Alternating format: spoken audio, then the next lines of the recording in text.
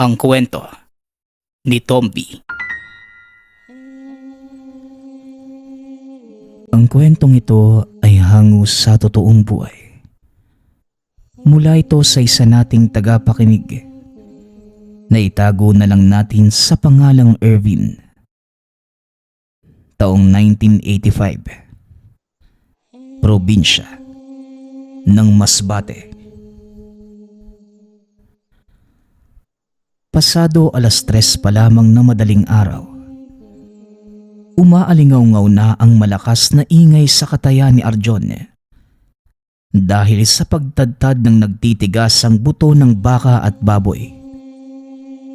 Kabilang sa 20 mangangatay si Ervin, isang 35 anyos na maglilimang taon na sa serbisyo. Dahil sa tagal, kabisado na ang trabaho na pwede nang pumikit habang kumakatay. Ervin, pagkatapos mo riyan sa baboy, samahan mo si Philip sa pag-deliver ha. Pupunta kayong kabilang bayan para maihatid ang 20 kilo ng baka sa karinderya ni Aling Ising. Bilisan mo na riyan. Wika ng among si Arjon. Tumango na lamang si Ervin. Minadali na ang paggatay upang makausad sa susunod na trabaho. Nang matapos hinanap na si Philip. Maligiriyo ka muna pampawala ng antok ba? Nga pala, sinabi pa sa'yo ni Bossing kung saan baryo tayo mag-deliver. Wika ni Philip. Hindi, saan nga ba? Tugon ni Ervin. Habang nagtitimpla ng kape, naroon sila sa kusina ng bodega. Saan pa nga ba? Di sa baryo kung saan maraming usap-usapang aswang. Nakadalawang balik na ako roon. Wala pa rin nagbago. Aswang pa rin ang bukang bibig ng mga tao. Sana ngayon hindi na. Natatakot ka ba sa aswang? Butsera ka rin naman Maalam sa paggamit ng patalim. Isang buong baka nga kaya mong itumba Aswang pa kaya? Kahit ikaw pa ang tinuguri ang pinakamahusay na mga ngatay. Kapag aswang na ang kalaban mo, ibang usapan na yun. Pambihirang lakas ang meron sila. Anong laban ang patalim mo? Wika ni Philip. Bitbit ni Ervin ang tasa ng kape. Kumuha ng tinapay at saka nagmamadaling sumunod. Habang lula ng sasakyan, hindi pa rin natigil si Philip sa pagkukwento patungkol sa aswang.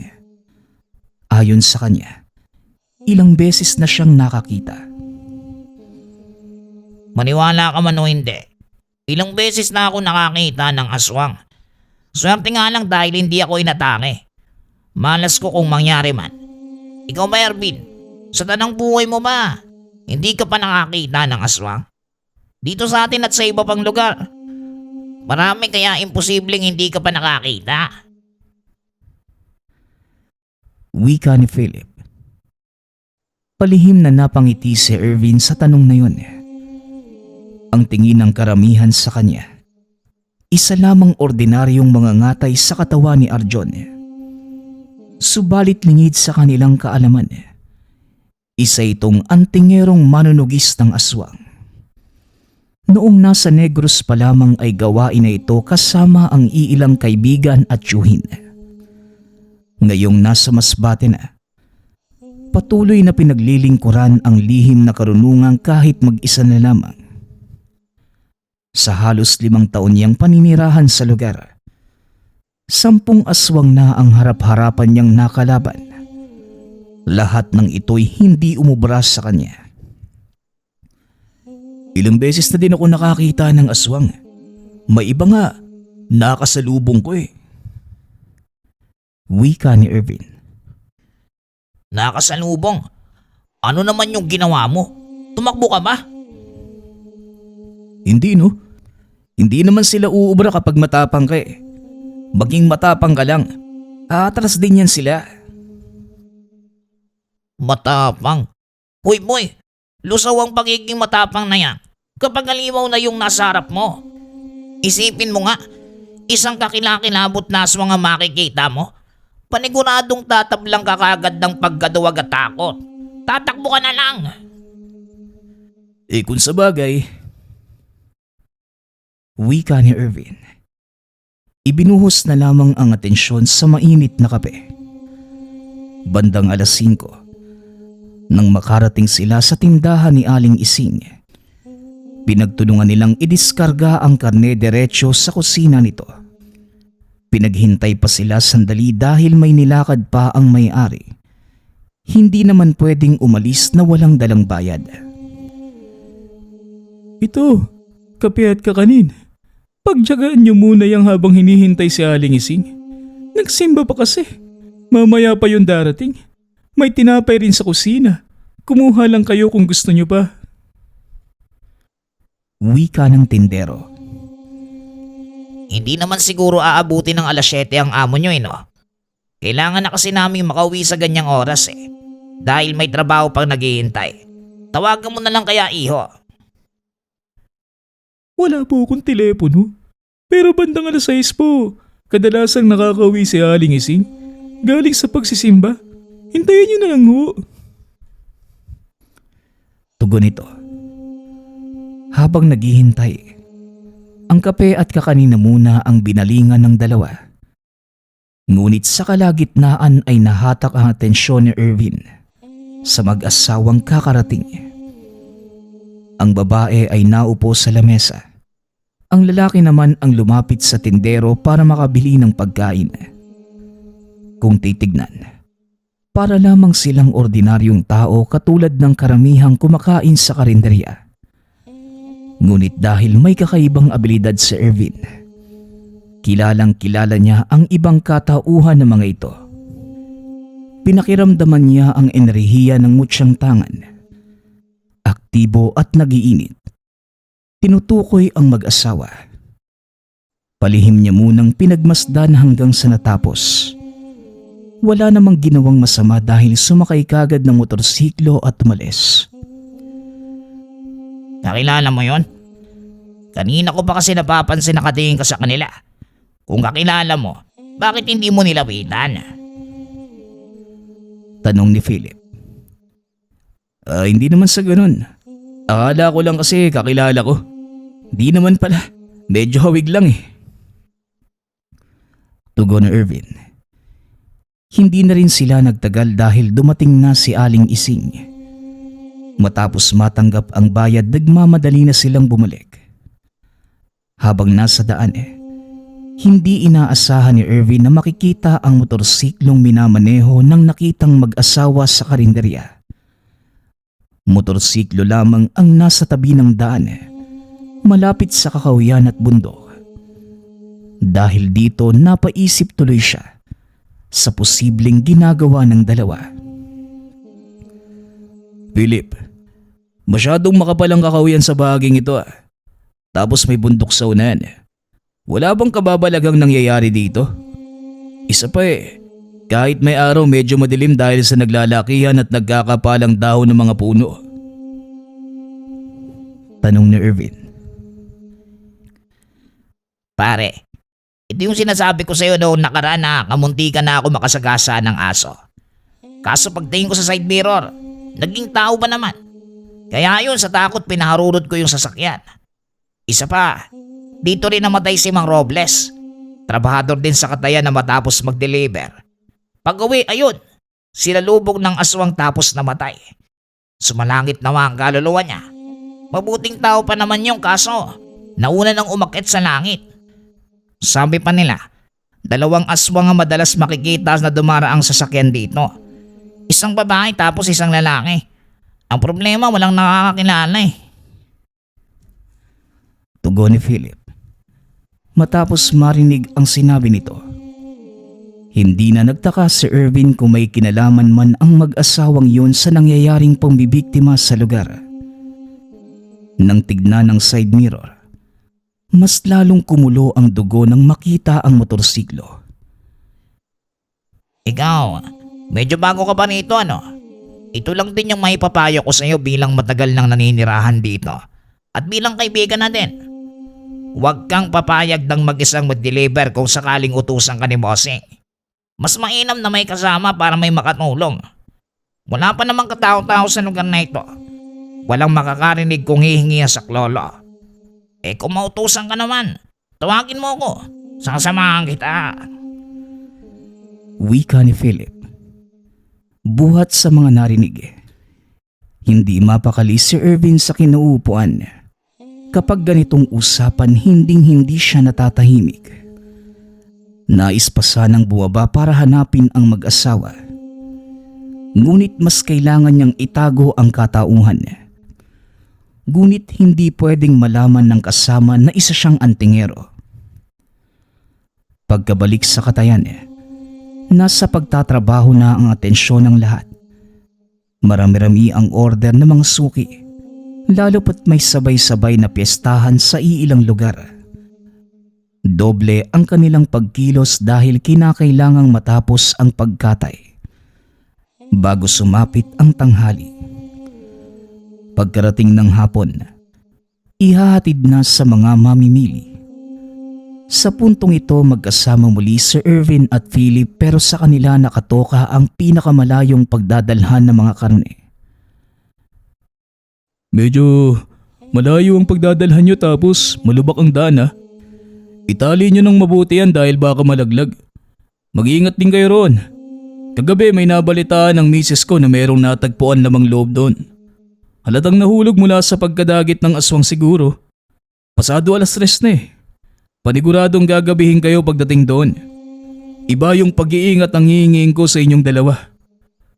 Philip, ikaw ang mas matanda kaya sa'yo ako mas umaasa. Babalik kayong dalawa ng ligtas at buhay ha. Nagkakaintindihan ba tayo? Wika ng among si Arjon. Abay oo naman bossing. Hindi naman sa pagmamagaling. Pero sagot ko na ang kaligtasan namin ni Ervin. May baon naman patalim palagi ang sasakyan kaya nakakasigurado ko.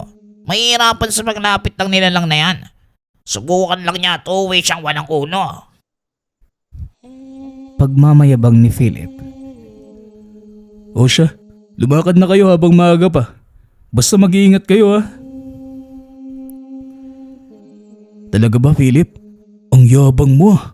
Akala mo naman hindi mauuna sa pagtakbo kapag nakarinig ng kaluskos. Ano nga ba Ervin? Siyempre kailangan din nating maging bida-bida sa harapan ni bossing. Para naman pagkatiwalaan tayo.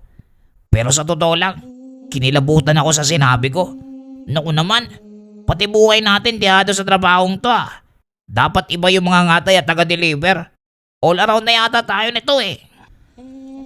Reklamo ni Philip habang pinapaandar ang sasakyan. Nang nasa daan na sila, hindi pa rin ito matigil sa pagkukwento. Tahimik lamang ding nakinig si Irvin na nagmamasid sa daang tinatahak. Wala siyang ibang nakikita kundi mga kahoy, ligaw na halaman, mga bundok, karagatan sa kabilang bahagi ng daan. Makalipas ang 2 oras at kalahati, nakarating din sila sa tahanan ng suking bumili ng karne ng baka. Matapos maipasok sa loob, nagpresenta ang may-ari ng bahay na tumuloy na muna sila sa kanila. Mga iho, dito na muna kayo sa bahay magpalipas ng gabi. Delikado na sa daan dahil kamakailan lang. May natagpo ang lamang loob ng tao. Hindi lang isa kundi 2. Nauso na naman ang takutan ngayon dito sa amin. May aswang kahit noon pang mga unang panahon.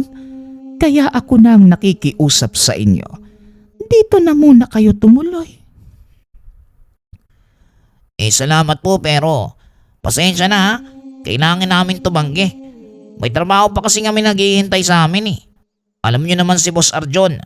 Ayaw ng mga taong hindi susunod sa napagkasunduan. Mag-iingat na lang po kami manang. Tugon ni Philip. Sigurado ba kayo? Pwede mo namang padalhan ng sulat si Arjon para hindi na kayo mapagalitan. Ako ang nababahala sa kaligtasan niyong 2. Hindi na ubale manang. Kaya na po namin ang aming sarili. Kung may aswang man, handa kaming lumaban. Oo nga po. Lalabanan namin kung sakali may maglakas loob na humarang sa amin sa daan. Mauna na po kami, Manang ha. Maraming salamat po. O sige mga iho, dito na lang sana kayo nagpalipas ng gabi. Mag-iingat kayong dalawa ha. Mag-ingat talaga. Wika na matandang babae. Dahil sa sinabi nito, hindi mapakali si Philip. Mapapansing may pagdadalawang isip sa pagmamaneho. Ervin, marunong ka magmaneho hindi ba? Palit muna tayo. Nanginginig na yung mga paa at kamay ko eh. Hindi naman malamig Bakit ka nanginginig? Eh dahil nga sa aswang, hindi malis sa isipan ko yung sinabi ng matanda eh. Baka mamaya, may biglang lilitaw dyan sa harapan. Hindi ko alam kung anong gagawin ko. Yun lang ba? O buwaba ka na. Palit tayo. Ang tapang-tapang mo pang makasabi na lalaban ka kapag may aswang. Ngayon nga na wala pa, nanginginig ka na. Wala ka pala eh. Tukso na Irvin. Nang nagpalit na sila ng pwesto, binilisan niya ang pagmamaneho. Ngunit makaraan ang ilang kilometro, unti-unting nagiinit ang tangang mutya. Naging alisto ito dahil lumalakas ang pag-alingasaw ng napakabahong amoy. Hindi nagtagal. May aswang silang nadaanan. Ayun na nga po sinasabi ko. Ervin, bilisan mo ang pagmamaneho. Umahabol pa ang lintik na halimaw. Wika ni Philip habang nanlalaki ang mga matang nakatingin sa side mirror. Binilisan ni Irvin ang pagmamaneho, subalit naabutan pa din sila.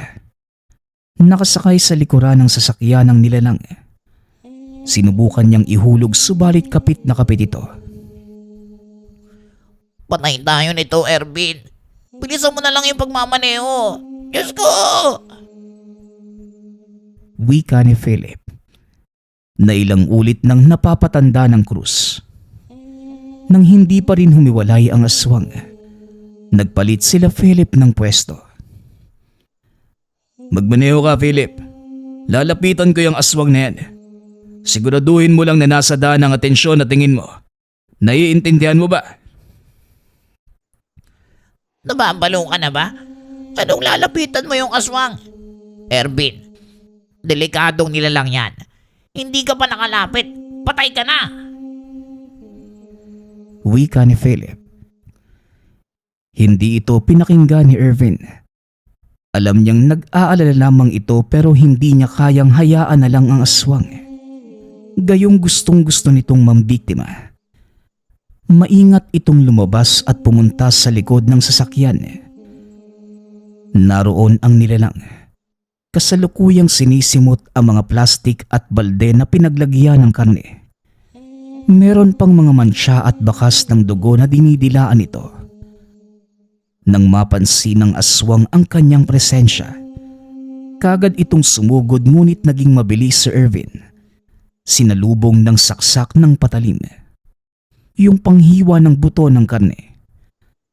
Dahil sa talim nito, hindi na nakakilos ang halimaw matapos tumagos. Paulit-ulit pang pinagsasaksak hanggang sa maputulan ng hininga. Napakapit naman ang husto si Irvin. Matapos paharurutin lang lalo ni Philip ang sasakyan.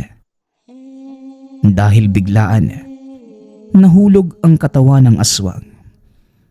Sa bilis naman ay hindi na kaya pang balikan. Kung hindi lamang naubusan ng gasolina, hindi pa ito titigil. Philip, hindi ako mamamatay sa aswang. Malalagutan ako ng hininga sa bilis ng pagpapatakbo mo. Mabuti na lang nakakapit ako. Dahil kung hindi, sabay akong mahuhulog kasama ng nilalang na yon. Mag-isip ka nga mabuti. Wika ni Irvin, pagkababa ng sasakyan. Ang importante wala na yung aswang. Sinadya ko talagang bilisan yung pagmamaneho para mahulog yun. O kita mo na, nailigtas kita. Nailigtas? Paano naman na, Ber? Kamuntikan mo nga ako mapatay. Tapos kayo sasabihin mong nailigtas? O isipin mo, kung hindi ko nagawang ihulog yung aswang, paniguradong puno ng kalmot at kagatyang katawan mo ngayon. Pero hindi nangyari dahil sa ginawa ko. Pagmamalaki pa ni Philip. Lingid sa kanyang kaalaman, napatay na ni Ervin ang aswang bago pa ito mahulog. O siya, saan ka ngayon bibili ng gasolina? Ang sabi ko naman kasi sa'yo, bumili na tayo kanina eh. Sarado na yung mga tindahan oh. Gigising yan sila kapag ako ang bibili. Maghintay ka dito. Kakatukin ko yung tindahan na yan. Wika ni Philip. Nabilib naman si Ervin. Dahil kagaya ng sabi nito, gumising nga ang tindera para lamang makabili siya ng gasolina. 3 litro ang binili na nakasilid pa sa bote ng soft drinks. Pagkatapos, umalis na sila. Nakarating naman sa Katayan eksaktong 11:00 ng gabi. Sila na lamang ang naroon dahil nakauwi na ang mga kasamahan sa trabaho. Si Ervin na walang tahanang uuwian, sa bodega natulog. Inalok pa ito ni Philip na sa bahay makituloy. Malapit lamang naman pero umayaw ang binata. Nang nasa higaan, hindi mapakali si Ervin kakaisip sa katawan ng aswang. Alam niyang mababang uri lamang ang lahi nito. Ngunit may tsansa pa rin gamutin ang sarili para mabuhay muli. Gusto sana niyang balikan habang naroon pa sila. Ngunit para hindi maghinala si Philip, hindi na niya ginawa. Kinabukasan, si Boss Arjon ang nagbalita tungkol sa nangyari sa bayan. May bangkay na natagpuan malapit sa daan. Laking pasalamat naman ni Ervin dahil talagang natuluyan na ang nilalang na nakalaban kagabi. Mabuti na lang at hindi kayo inabutan. Nako, delikado kapag nagkataon. Ayun, pinagtulungan ng mga taga roon ng katawan. Ang tindi nga nung amoy. Wika ni Boss Arjon. Paano nyo naman nalaman, bossing? Nagpunta kayo roon? Napadaan lang. Dahil may maagang nilakad malapit doon. Akala ko nga may banggaan dahil marami ang tao sa tabi ng kalsada. Tapos may mga motorsiklo at iilang sasakyan. Yun pala, may natagpo ang bangkay. Hindi na ako nakiusyoso masyado dahil nagmamadali nang pumunta rito. Nag-aalala ako sa inyo ni Philip eh. Mabuti na lang ligtas kayo nakauwi. Wika ni Boss Arjon. Hindi na sinabi ni Ervin ang tungkol sa nangyari sa nagdaang gabi. Wala namang nakakaalam maliban sa kanila ni Philip. Wala naman ito ng mga oras na yun dahil binyagan ng bunsong anak. Naimbitahan pa silang mga kasama. Nagbigay din si Boss Arjon bilang handog. Kaya pagkatapos ng trabaho sa hapon, dumiretso silang lahat sa bahay ni Philip. Nagkatuwaan, nag-inuman, nagkantahan. Masayang masaya sa gabing ito dahil sa dami ng handa. Meron ding inumin na inambagan ng mga kasamahan sa trabaho. Ngunit hindi uminom si Ervin dahil kanina pa nagtataka sa ihip ng hangin. Tahimik lamang itong nakaupo sa sulok. Nakakunot ang noong pinagmamasdan ng bawat bisita ng binyag. Kanina pa niya napapansin ang masangsang na amoy. Hindi lang din basta-basta dahil ito'y pagmamay-ari ng isang nilalang. Kaso nga lang, nagtataka siya kung saan yun nagtatago. Oy Ervin, parang ang sama ng loob mo sa mundo ah. Kunot na kunot naman yung noo mo. May problema ka ba? Inom mo na lang yan pare. Lahat ng problema, maresolba ba lang ng alak. Inumin mo na. Wika ni Philip. Bumalik ka nga sa upuan mo. Huwag mo na akong guluhin. May inaasikaso akong mahalagang bagay dito. Ang ingay-ingay at ang baho ng hininga mo. Tugon ni Irvin. Nangangamoy na ang hininga dahil sa alak na iniinom. Ito naman, nandito tayo para magsaya. Hindi para isipin ng mga problema. Ipagpabukas mo na lang yan. Magsaya tayo ngayon. Gusto mong kumanta? Lapit tayo doon sa karaoke. O ikaw nalasing ka. Mas mabuti pang matulog ka na lang. Gumigewang-gewang na nga akong maglakad oh. Halika na. Ang dami mo pang sinasabi. Alam ko maganda yung boses mo. Huwag mo nang itago. Ikanta na lang natin yan. Dali na. Jesusa, patulugin mo na nga itong asawa mo. Lasing na oh. Pasensya ka na, Irvin. Ako na ang bahala sa lasinggerong yan.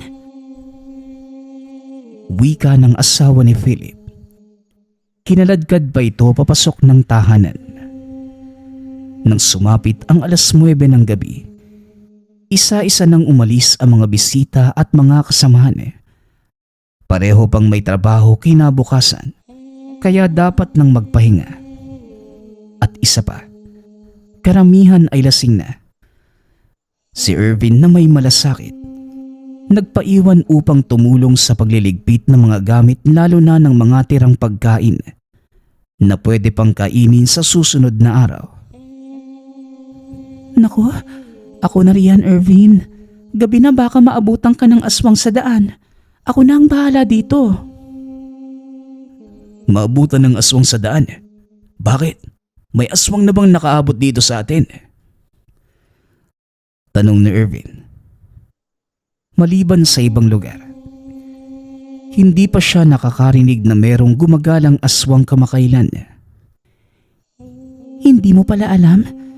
Si Philip ang nagdala ng balitang yang kagabi. May nakasalubong daw siya sa daan. Doon malapit sa may puno ng mangga. Alam mo naman na masyadong madilim sa bahaging yon. Ayaw ko sanang maniwala dati. Alam kong may pagkalukuloko tong asawa ko. Pero kaninang umaga, yun din ang sabi ni Manang Gloria. May napapansin siyang kakaiba. May padaan-daan na malaking aso tapos pagsapit na madaling araw, may malaking ibon na nakita. Mukhang nauuso na yata ulit ang aswang ah. Diyos ko. Pagsasalaysay ni Jesusa. Muling pinakiramdaman ni Irvin ang paligid. Hindi na niya naaamoy ang umaalingasaw kanina lang. Naisip tuloy na baka may nakihalo sa kasiyahan kanina. Mukhang may proteksyon din ang aswang na yun. Kapag talaga nalaman ko kung sino ka, hindi ako magdadalawang isip na pugutan ka ng ulo. Mahinang wika ng binata. Hindi na malayang narinig pala ito ni Jesusa. Mabuti na lang, hindi gaanong malinaw sa pandinig nito. Nang matapos ang pagliligpit, nanghiram siya ng itak bago umalis. Sinabihan pa siya ng babae na mas mainam na nasa isip niya yun dahil makakatulong para sa kanyang kaligtasan. Tumango na lamang ito at hindi na nagtagal pa. Habang naglalakad pabalik ng bodega kung saan namamalagi, papalapit pa lamang sa manggahan, kapansin-pansin na ang anino sa lilim nito. Naging alisto na si Irvin dahil sa senyales na ibinibigay ng tangan.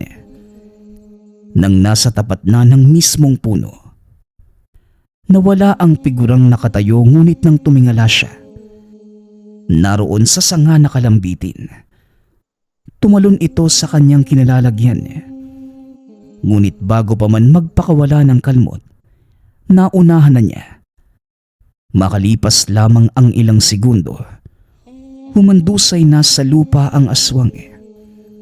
Napatingin naman sa paligid si Irvin upang masigurong walang ibang makakita. Ngunit nang mapansing may paparating, nagmamadali itong nagtago. Mga nakatira lang din sa malapit ang dumaan. At nang makita ang nakahilatang nilalang, Kagad nilang pinagtulungan Binugbog pa ng husto. Hindi napansin na meron na itong malubhang sugat buhat sa paulit-ulit niyang pagsaksak. Nang marinig na susunugin ng mga ito ang katawan, napanatag ang kanyang kalooban.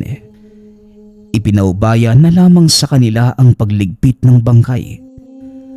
Nang masiguradong tototohanin ng mga ito ang pagsunog, bumalik na ng bodega si Irvin.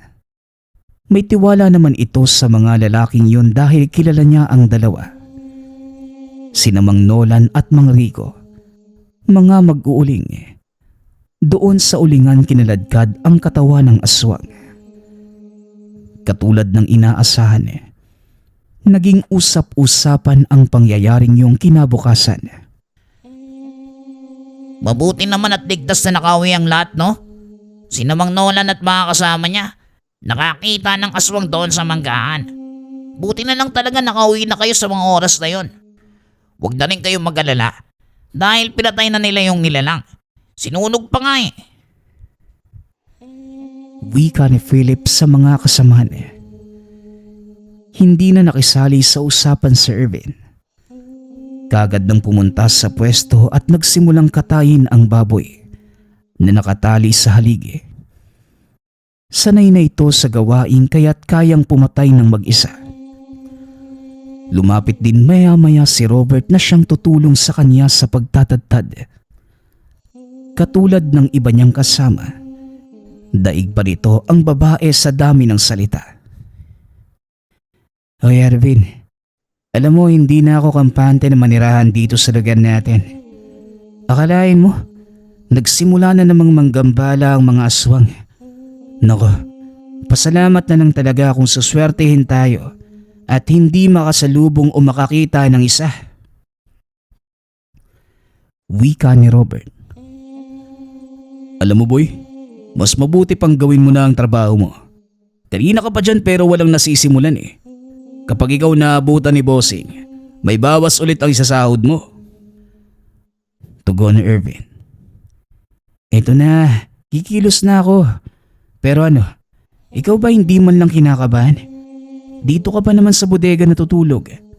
Wala kang napansin na pagpaparamdam ng aswang?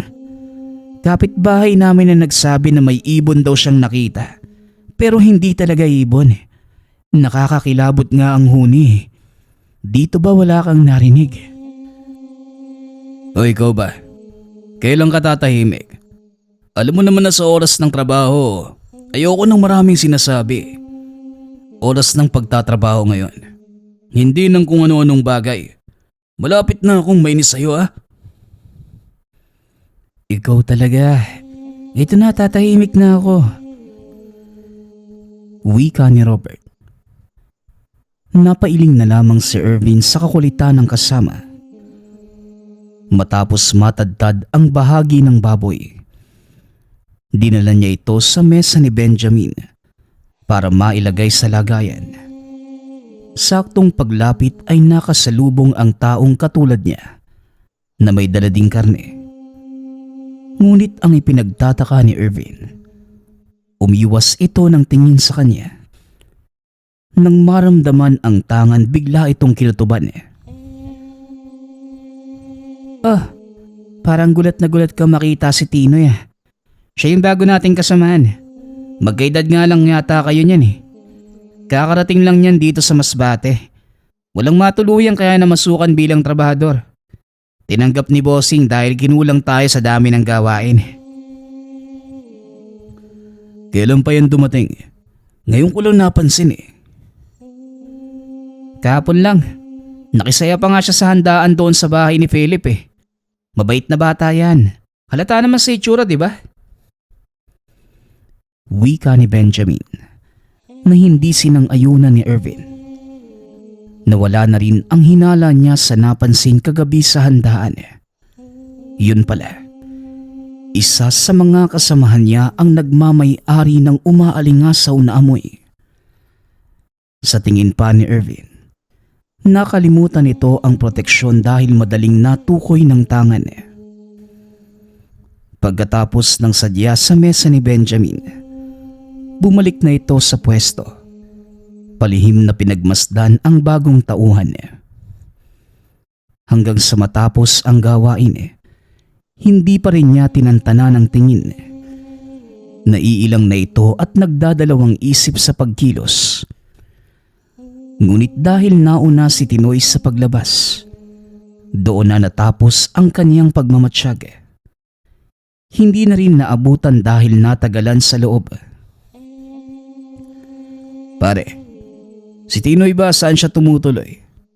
Sabi mo kasi wala siyang mauuwian eh. Hindi ko na nakita rito. May nahanap na bang tulugan? Tanong ni Irvin. Sa pagkakaalam ko meron na. Dinala ni paring Jacob sa kanila. May maliit na kwarto daw na paupahan. Malapit sa bahay niya. Doon yata tumuloy si Tinoy. Bakit mo pala naitanong? Tugon ni Benjamin. Akala ko kasi dito sa bodega siya matutulog eh. Dahil sabi mo walang matutuluyan. Meron na pala. Yun lang naman. Siya nga pala. Munti ko nang makalimutan. Pinapatawag ka ni Bossing Arjon sa opisina niya. Mukhang may iutos sa'yo eh. Nandun din si Philip. Puntahan mo na, kanina pa yung naghihintay. Wika ni Benjamin. Napabuntong hininga sa Irvin nang maisip na may ipapahatid na namang karne ang amo. Hindi naman makatanggi dahil naging parte na ito ng trabaho. Ngunit hindi kasali sa usapan noong kasagsagan ng pagpapapasok ng mga trabahante. Pagkarating sa opisina, bumungad kagad ang utos ni Boss Arjon. Mabuti naman at nandito ka na. Malapit na gumabi. Pakihatid muna ng 3 baboy sa bahay ni Sir Mando. Kailangan dahil karawan ng anak niya bukas. Kakatayo niyan mamayang madaling araw ha. Kaya hihatid nyo na ngayon. Huwag kayong mag-alala dahil may dagdag sahod itong serbisyo ninyo. Nalampas na sa oras ng pagtatrabaho. Wika ni Boss Arjon na may pampalubag loob pang sinabi para hindi makatanggi ang dalawa. Bossing, hindi ba delikado papunta doon kina Sir Mando? May usap-usapan pa nga na nakarating na rin yung aswang doon eh. Wika ni Philip. Lahat naman yata ng lugar sa panahon ngayon delikado na. Kung hindi kawatan o tulisan, aswang naman. Saka hindi tayo pwedeng humindi. Dahil inahabol din natin yung perang kikitain eh. May dagdag sahod kayong dalawa dahil dinoble ni Sir Mando yung bayad. Umaayaw nga ako. Bukas sana ng umaga ko gustong ihatid. Pero gusto niya ngayong gabi. Kakatayin daw kasi mamayang madaling araw. Noong sinabli na doble bayad, isasayangin pa ba natin yung pagkakataon? Isa pa eh, kayo ang pinili ko dahil matatapang kayo. May tiwala ako sa inyo. Sige bossing, basta may dagdag sahod kami ha. Nalakad na po kami bago gabi ng tuluyan sa daan. Wika ni Philip na napalaki ang ngiti dahil sa dagdag sahod. Sumunod na lamang din si Irvin dahil wala nang pagpipilian. Bago sila umalis, nagtaka pa ito nang maglagay ng maraming patalim sa sasakyan si Philip. May karga na sila, dinagdagan pa niya. Hoy Philip, anong naiisip mo at ang dami naman niyang kinarga mo?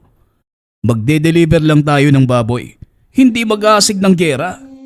Mapagkamalan pa tayo niyan eh. Ibaba mo nga yan. Pare, gusto ko bang mabuhay kaya dyan lang yan? Delikado na sa panahon ngayon. Ilang aswang na yun nabalitaan natin. Kailangan natin ng dagdag proteksyon no? Bahala ka nga. Tara na, dahil gusto ko na magpahinga. Bilisan mo na dyan. Kumakabit-bit ng patalim, akala mo kung saan pupunta. Wika ni Irvin na nauna nang sumakay ng sasakyan. Ilang sandali pa ay lumarga na sila. Makalipas ang mahigit 2 oras, narating din ang tahanan ni Sir Mando. Kaya lang hindi sila pinauwi dahil kulang ng mga ngatay. Alam nitong pangangatay ang kanilang trabaho kaya inalok. Si Philip ay nasilaw na sa pera at pumayag kagad. Hoy Philip, magpaawat ka naman. Kailangan nating makauwi dahil gusto ko na magpahinga. Tapos tatanggap ka ng ibang trabaho. Iiwanan talaga kita. Pare naman, pera na to oh. Tatanggihan pa ba natin? Saka bukas ka na magpahinga para isahan na lang. Linggo naman bukas eh. Wala tayong pasok sa katayan. Dali na pare. Wika ni Philip. Sabay abot ng kutsilyong panghiwa. Napilitan na lamang siyang manatili na muna dahil hindi pwedeng iwanan si Philip. Iisa lamang ang sasakyan niya at baka mapagalitan ni Boss Arjon kapag na lamang mag-isa lamang bumalik. Doon na sila sa tahanan ni Sarmando nagpahinga saglit. Nagsigising pagsapit na madaling araw para simulan ang pagkatay ng mga baboy. Mabilis nila itong nagawa, kaya nagpaalam na pagkatapos matanggap ang suhol. Nais pa sanang manatili ni Philip upang makatulong sa pagluluto, ngunit kiniladkad na ito ni Ervin bago pa mangyari. Nasa hulang ka na nga. Bibida ka pa sa ibang gawain. Umawat ka naman. Philip, muwi na tayo. Magmaneho ka dyan. Ikaw talaga. Hindi ka marunong pagdating sa pera. Mayaman si Sermando. At kapag nakita niyang kumikilos ka, magbibigay ulit yun. Ilang piso agad ang nawala sa atin dahil sa pag-iinarte mo. Kung wala kang respeto sa katawan mo, respetuhin mo na lang ang akin. Pagod na ako, Philip. O sige na nga. Tara na. Umuwi na tayo para makapagpahinga na si Senyor Ervin. Wika ni Philip. Ngunit habang nasa daan, napahinto bigla sa pagmamaneho si Philip sa pagharang ng isang malaking aso. Binangga-bangga pa ang unahan ng sasakyan. Nang makita ito ni Ervin, wala itong pagdadalawang isip na bumaba at hinarap ang nilalang. Walang awang tinaga ngunit dahil nalingat sandali, napasuot sa kakahuyan matapos makaladkad. Si Philip na nag-aalala, napilitang bumaba para sundan siya. Hindi naman nagpatalo si Ervin. Kagad nitong tinira sa tiyan ng asong aswang. Matapos ay muling tinagas sa ulo ng paulit-ulit hanggang sa bumaluktot na lamang sa lupa. Si Philip ay naabutan siyang pinagtatagaang nilalang. Nakisali ito. Ilang sandali pa hindi na ito humihinga. Alam kong hindi yun aso.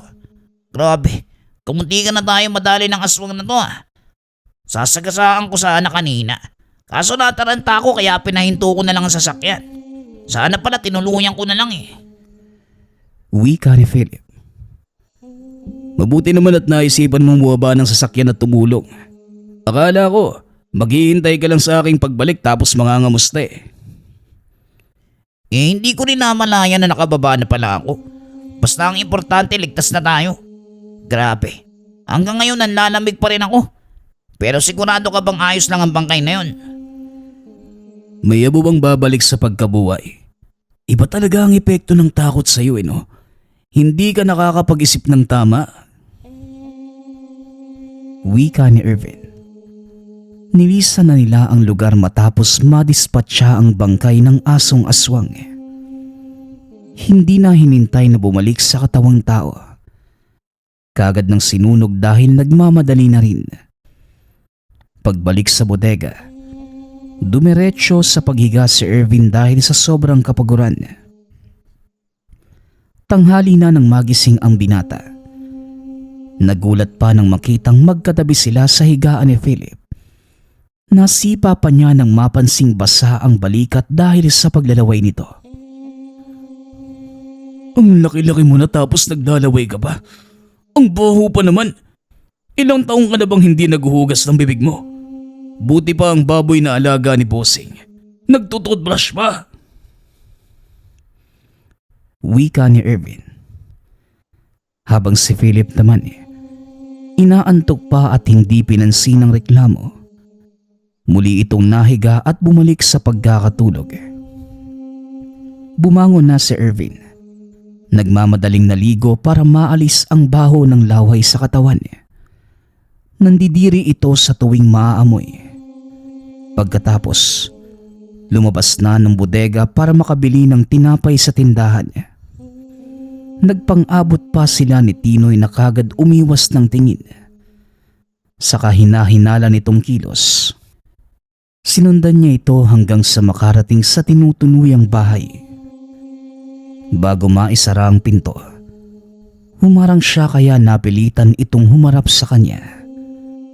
Ngunit nasa ibang direksyon ang paningin. Kapansin-pansin din ang panginginig. "O ikaw, ano bang kinakatakot mo sa akin? Nagtataka ako dahil sa tuwing magkatinginan tayong dalawa, umiiwas ka eh. Natatakot ka ba sa akin? Bakit naman?" Tanong ni Ervin. Hindi naman. Kasi isa kang hindi ako natatakot. Tugon ni Tinoy. Si Ervin na lamang ang nagpatuloy ng salita. "Natatakot ka sa akin dahil alam mong may tangan akong maaari kong gamitin para mapatay ka, no? Ganun ba? Kung mabait ka naman sa kamabuti, hindi kita sasaktan. Saka lang naman ako mananakit kapag inunahan o may napapansin akong masamang balak eh. Hindi ka naman siguro ganun, ano?"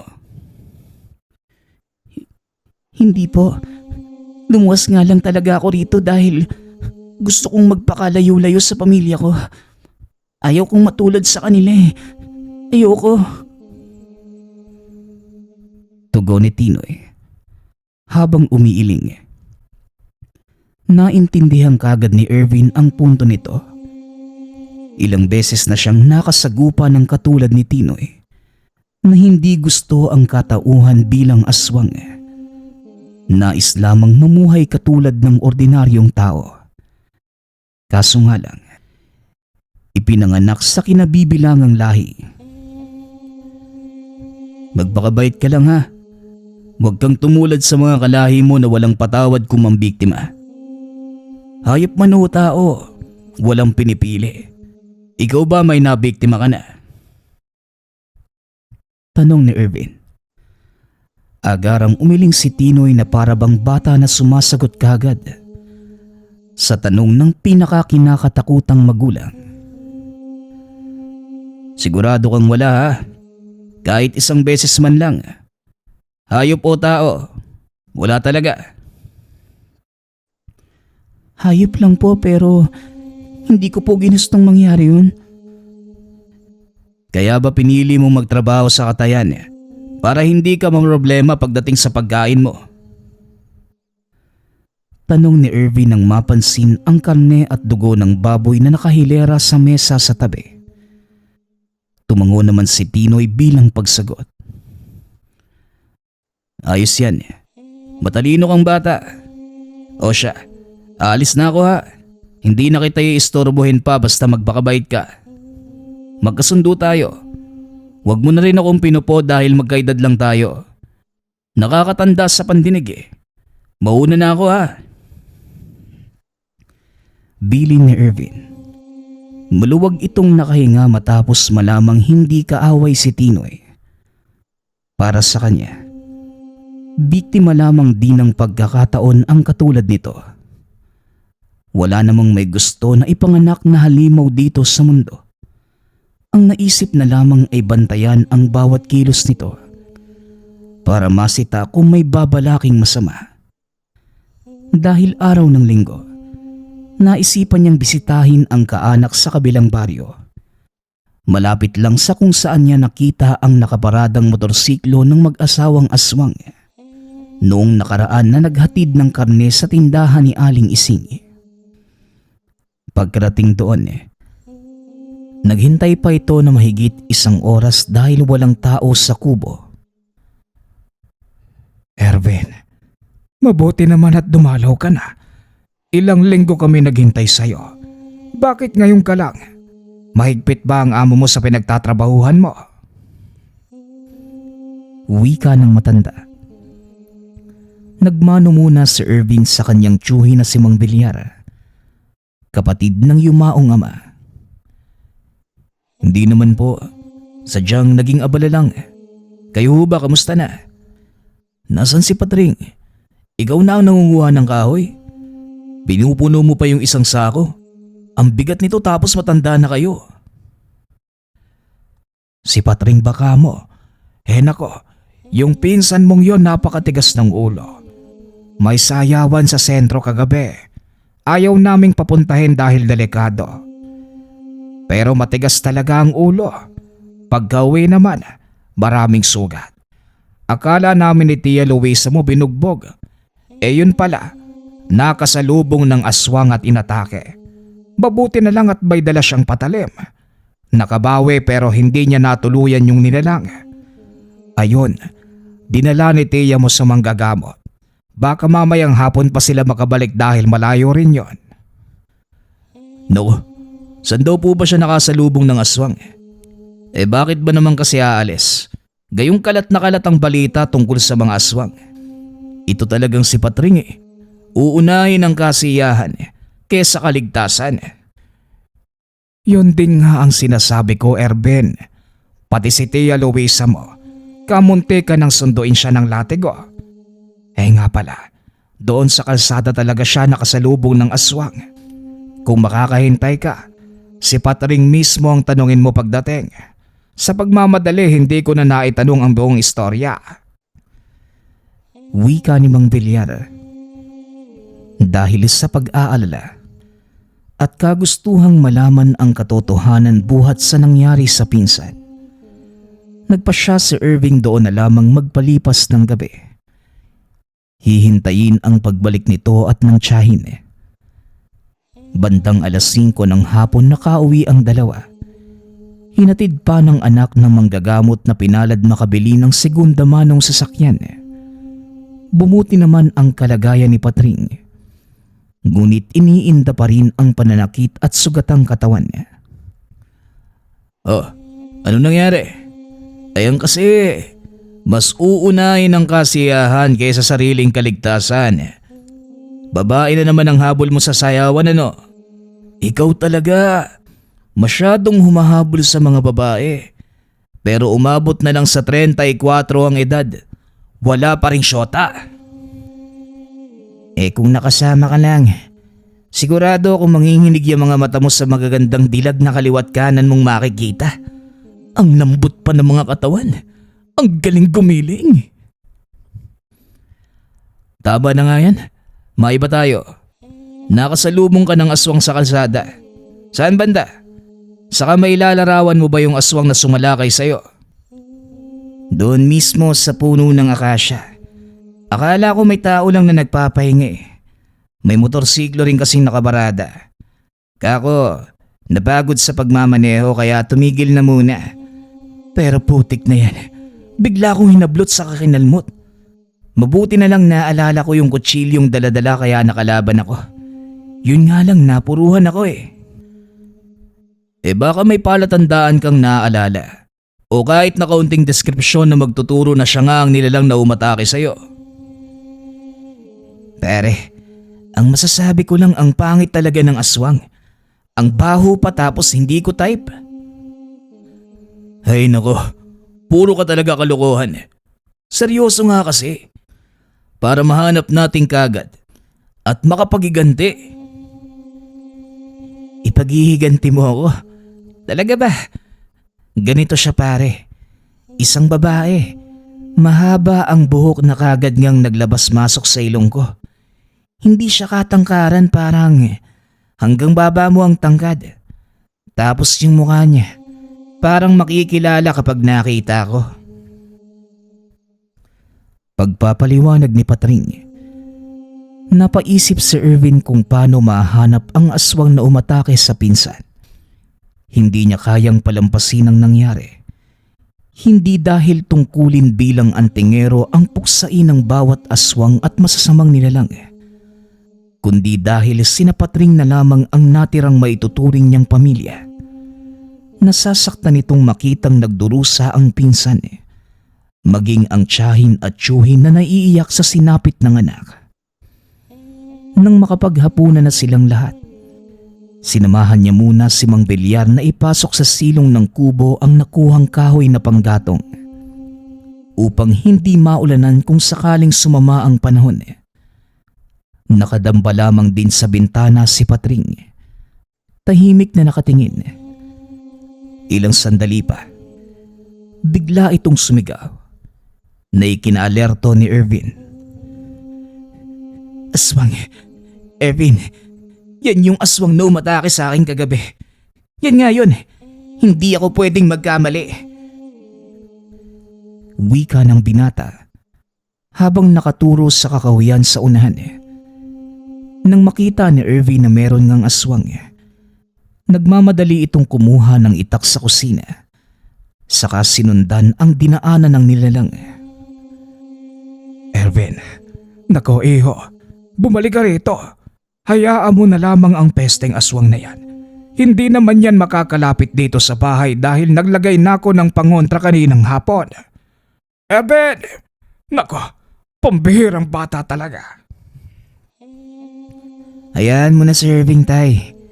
Hindi siya yung tipo ng tao na magpapatalo lang sa isang aswang. Pinsan ko siya kaya may tiwala ako sa kanya. Ikaw siguro ang nagsulsul sa kanya na tugisin ang aswang na umatake sa iyo, ano? Napahamak ka na nga, Patreng. Idadamay mo pa ang pinsan mo. Kayo talagang dalawa. Wika ni Mang Bilyar. Samantala hindi tinantanan ni Ervin ang aswang. Saan mang bahagi ng kakahuyan ito paroroon, talagang binuntutan niya hanggang sa nagawang mahuli. Kaagad ng tinaga at hindi pinakitaan ng awa. Dumaing lamang ng saglit ang nilalang at tuluyan ng binawian ng buhay. Nangisay pa ito matapos mapugutan ng ulo.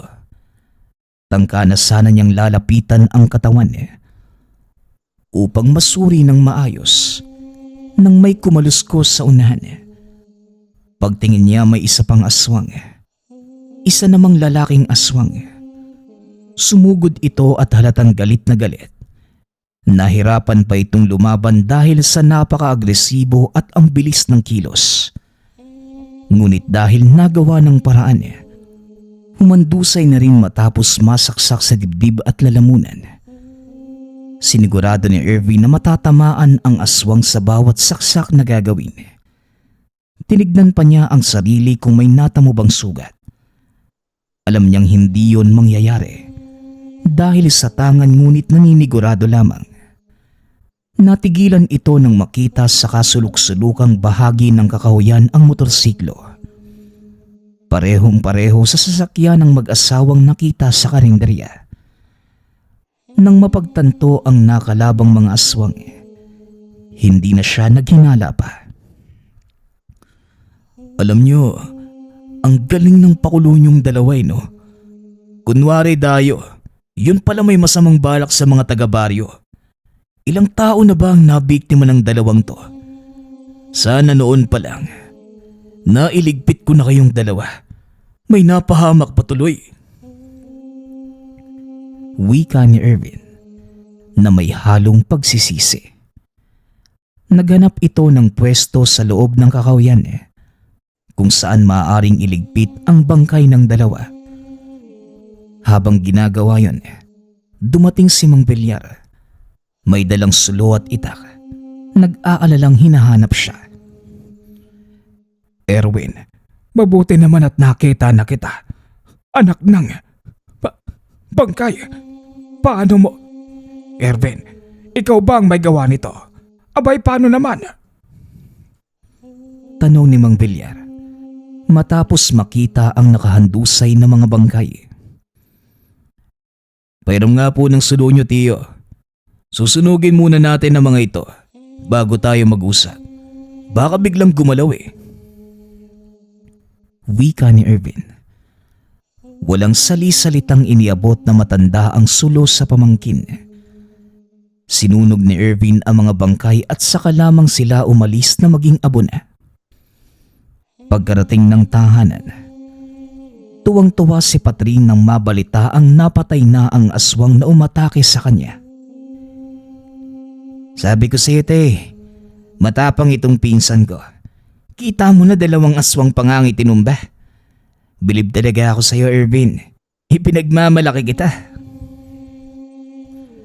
Kasi naman, sinulusulan mo. Paano kung napahamak si Irvin?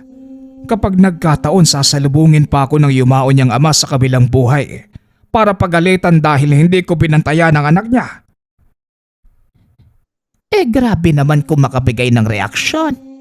Bilyar, pasalamat na lang tayo ligtas sa Irvin. At itong anak mong matigas ang ulo, sa susunod talaga nagagala pa. Hindi ka na makakauwi ng bahay. Sa tuwing aalis, pagka-uwi iba't ibang problema ang hatid. Hindi na naaawa sa mga magulang na matatanda na. Nanay naman, akala ko ipagtatanggol mo ko. Pagagalitan lang din pala. Mauna na nga ako sa pagtulog. Wika ni Patring.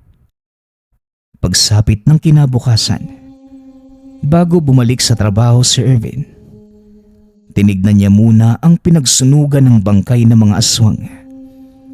Walang reaksyon ang mutya kaya nasisigurado nito na wala ng aswang sa lugar. Sa paglipas ng araw, hindi na gaanong nagpaparamdam ang mga aswang. May ilang beses naman na meron pero hindi na gaanong kalala. Dahil pagkatapos ni Irvin sa pagtatrabaho, dediretso na ito sa panunugis. Hindi tatantanan hanggang sa mabigyan ng nararapat na kaparusahan. Wala rin itong naging problema kay Tinoy. Ang kasamahang may lahing aswang dahil naging maayos ang disiplina nito at nagagawang mamuhay na parang ordinaryong tao. Ito pa mismo ang nanghingi ng tulong kay Erwin kapag sasapit ang oras na lalabas ang pagkaaswang. Kapag nangyayari, ikukulong niya ito at saka lamang papakawalan kung nasa katinuan na ang pag-iisip. Humingi na rin sila ng tulong sa mga manggagamot upang mapigilan ang paglabas ng pagkahalimaw. Minsan pa nga'y tinulungan niya rin si Erwin sa pumumuksa na naging dahilan upang mas mapalapit sila sa isa't isa. Mas lalong napabilis ang panunugis ni Erwin ng aswang dahil kay Tinoy. Hanggang sa hindi namamalayan, nawala ng gumagambalang aswang sa lugar. Patuloy itong naging payapa. Lahat ng ito ay dahil sa mga manunugis na mangangatay. Nagpapasalamat nga pala ako sa lahat ng sumusuporta sa ating channel. Nawa ay patuloy niyong suportahan at pakinggan ang ating mga kwento. Hanggang sa muling pakikinig. Paalam.